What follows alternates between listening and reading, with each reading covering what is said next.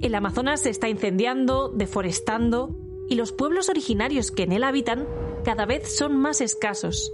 Eso lo sabemos desde hace décadas, no solo por las noticias, sino porque el cine latinoamericano de los últimos años nos lo está mostrando. Incluso este año, el grupo colombiano Bomba Estéreo y el actor Joaquín Phoenix han estrenado un documental que habla precisamente de la conservación de la naturaleza y el territorio en esta parte del mundo. Pero mucho antes de llegar hasta aquí, el pulmón del planeta, durante buena parte del siglo XX, fue una inmensa tierra desconocida, misteriosa y mágica al mismo tiempo. Vamos, un bombón para los guionistas de Hollywood que buscaban un escenario exótico para sus historias de aventuras y leyendas. En el vídeo de hoy de En Picado vamos a ver esto, cómo el cine de la mano de películas como El monstruo de la Laguna Negra, Fitzcarraldo, La Selva Esmeralda o Bacurau han ido asistiendo a la lenta degradación de esta criatura milenaria que es el Amazonas.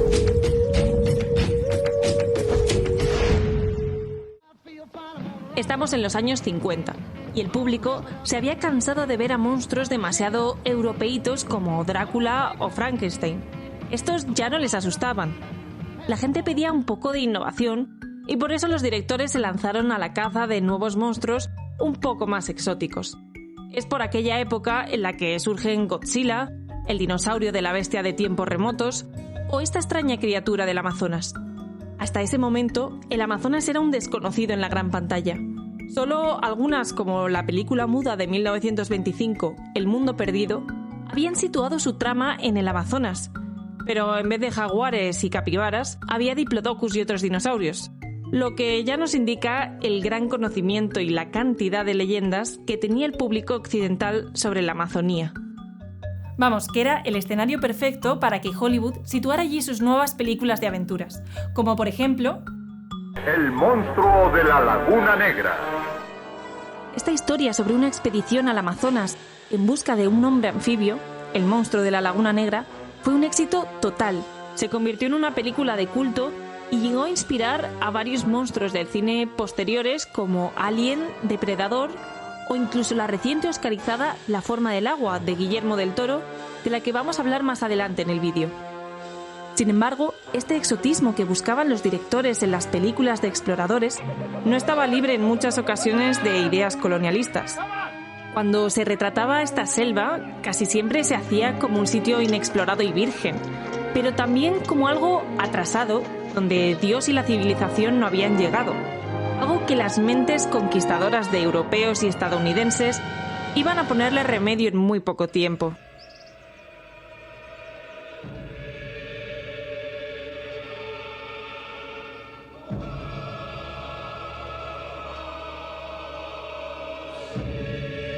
Así es como empieza Fitzcarraldo, una de las películas más estrambóticas que vais a ver sobre la conquista de la selva por el hombre blanco. La película de Werner Herzog, aunque parezca alucinante, está basada en una historia verdadera.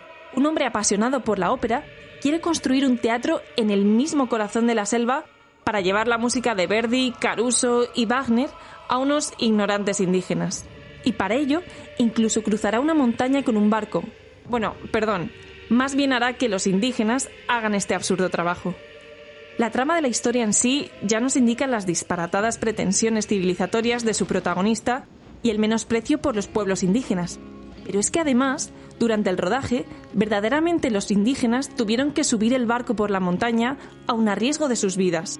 Porque Herzog, el director, se empeñó a pesar de que le advirtieron de la locura que estaba haciendo. Al final parece como si Fitzcarraldo y Werner Herzog fueran la misma persona, unos locos llevando sus sueños por delante de la Amazonía. Y bueno, ya para rematar la locura de rodaje que fue Fitzcarraldo, todo el mundo acabó tan harto de las salidas de tono de Klaus Kinski, el protagonista, que los indígenas le propusieron a Werner Herzog matarle, a lo que este le respondió que no, pero porque tenía que acabar el rodaje, que si no, vía libre. Historias bizarras aparte, la realidad es que en los años 50 una gran extensión del Amazonas seguía aún intacto. Más allá de algunas ciudades importantes como Manaos, Belém o Forlandia.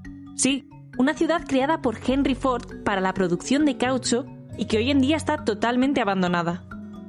Estas ciudades habían crecido a raíz de la fiebre del mencionado caucho, una resina que se extrae de los árboles para fabricar neumáticos a finales del siglo XIX y principios del XX. Pero en general, más allá de estas explotaciones y algunas misiones religiosas, buena parte de toda su extensión seguía siendo la gran olvidada de países como Brasil, Perú, Colombia, Paraguay y Ecuador. La película El abrazo de la serpiente del colombiano Ciro Guerra es una doble historia que nos cuenta estos primeros momentos de la explotación del Amazonas, los estragos de la fiebre del caucho y la desaparición de los pueblos indígenas en dos momentos distintos, en 1909 y en 1940. La impresionante fotografía nos irá guiando junto a Caramacate, el último chamán de la tribu de los Coyohuanos, en un viaje místico por la selva y su incipiente degradación. Aunque viendo lo que iba a pasar décadas después con la Amazonía, estas expediciones de estos europeos por encontrar el caucho o la planta psicotrópica de la yacruna iba a parecer poca cosa. No sería hasta finales de los 60 cuando comienza la verdadera explotación del Amazonas. Latinoamérica, pero especialmente Brasil, experimentó el famoso milagro económico a partir del 69, debido en parte al petardazo de la explotación del Amazonas. En los 70 se construye el tren Transamazonía, un megaproyecto para lograr llegar a las zonas con grandes recursos naturales, y comienza una deforestación para crear pastos para la producción de soja, aceite de palma y piensos de animales. Todo ello, lógicamente, a costa de las tribus y de la población local. La Amazonía había dejado de ser esa criatura milenaria sagrada hasta entonces y empezó a ser parcelada y explotada, para que el hombre lograra el tan ansiado desarrollo económico. Cuando la deforestación era ya imparable, el cine empezó a hacerse eco de este problema. Las inocentes películas de aventuras fueron dejando paso a películas con una creciente preocupación por el ecosistema amazónico. La Selva Esmeralda dio el pistoletazo de salida a un tipo de cine centrado en los propios habitantes de la Amazonía. Estrenada en 1985, fue de las primeras cintas en criticar, sin ningún miramiento, la destrucción de la selva, en este caso por la construcción de una presa y su impacto en las tribus indígenas. Desde entonces, la cantidad de películas que alertan sobre el maltrato a la Amazonía no han dejado de producirse, pero además han dado un nuevo giro a las tramas de las películas anteriores. Hasta ahora, la mayor parte de las películas que hemos mencionado estaban protagonizadas por blancos internándose en el Amazonas.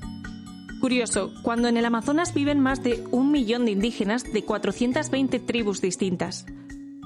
Pues sí, esto ha ido cambiando y en los últimos años, gracias al desarrollo de una industria cinematográfica propia y potente en Brasil o Colombia, ha tenido lugar un boom de producciones donde los protagonistas son los propios habitantes del Amazonas. Las brasileñas Rifle, El canto de la selva o Bacurao, premiada en el Festival de Cannes, nos hablan de los problemas que asolan el Amazonas en la actualidad, la deforestación por las plantaciones de soja y la persecución de los pueblos que se oponen a esta destrucción. Pero el Amazonas no es solamente patrimonio brasileño. La colombiana Chocó también pone en el punto de mira los problemas de contaminación que está trayendo la explotación de minerales. En definitiva, toda la magia y la fantasía que encontrábamos en las películas hollywoodienses en blanco y negro han dado paso a un cine hiperrealista que presenta los problemas actuales del Amazonas.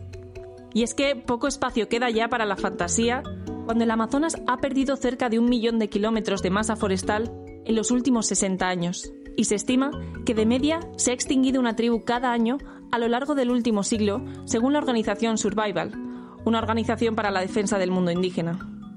Nossa Amazônia é maior que toda a Europa Ocidental e permanece praticamente intocada. Aunque Jair Bolsonaro, presidente de Brasil, diga lo contrario, la realidad es que el proceso de deforestación se ha acelerado desde su llegada a la presidencia en 2019, con los cambios de las leyes que protegían a esta tierra y a sus pueblos y los terribles incendios que asolaron al pulmón del planeta ese mismo año. Bueno, en realidad sí que ha quedado espacio para la fantasía y la crítica al mismo tiempo, con la mencionada La forma del agua, de Guillermo del Toro. That's right. And I should know, I dragged that filthy thing out of the river muck in South America all the way here. And along the way we didn't get to like each other much. Esta repugnante criatura de Latinoamérica es en realidad un milenario anfibio humanoide que proviene del Amazonas concretamente y que posee además poderes sanadores. Por eso el gobierno de Estados Unidos está tan interesado en capturarlo y experimentar con él. Del Toro consiguió con esta película no solo llevarse un Oscar a casa, sino también hacer un justo tributo al monstruo de la Laguna Negra. Con este guiño a su película de la infancia, también quiso reivindicar ese mensaje de que el Amazonas, sus criaturas y sus habitantes, no son el enemigo, sino más bien víctimas de la conquista y el desprecio del hombre blanco. De esta manera, el género fantástico también unía su voz a la defensa del Amazonas. Aunque en realidad no hace falta irnos muy lejos a producciones extranjeras para ver qué está haciendo el cine por el Amazonas. Desde hace 10 años ha habido un auge del cine en y sobre la Amazonía gracias a varios festivales como el colombiano Mambe o el brasileño Pachamama, que se han creado precisamente como forma de resistencia a la degradación del Amazonas y para difundir un conocimiento sobre los pueblos amazónicos originarios. Uno de los más importantes es el festival itinerante Ficamazonía, que en su primera edición en 2019 se celebró en Mocoa, Colombia, y contó con la participación de los pueblos indígenas amazónicos y se proyectaron más de 65 largometrajes y cortometrajes. Este año, en 2020, el festival contó además con la participación de Werner Herzog, el director de Fitzcarraldo. Esta invitación representa bien el cambio de pensamiento que se está dando gracias en parte a las producciones propias del Amazonas. Que un festival de cine creado por y para los pueblos indígenas de la Amazonía invite al director que explotó a estos pueblos para hacer su película supone un acto de memoria y de reparación del mito del Amazonas.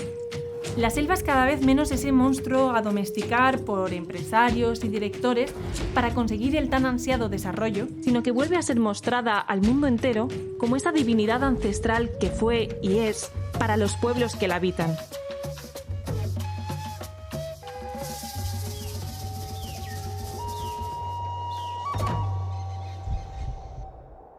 Recordad que si os ha gustado este vídeo y queréis apoyarlo, podéis darle a like, suscribiros a nuestro canal, compartirlo con toda vuestra gente y nos veremos en el próximo vídeo.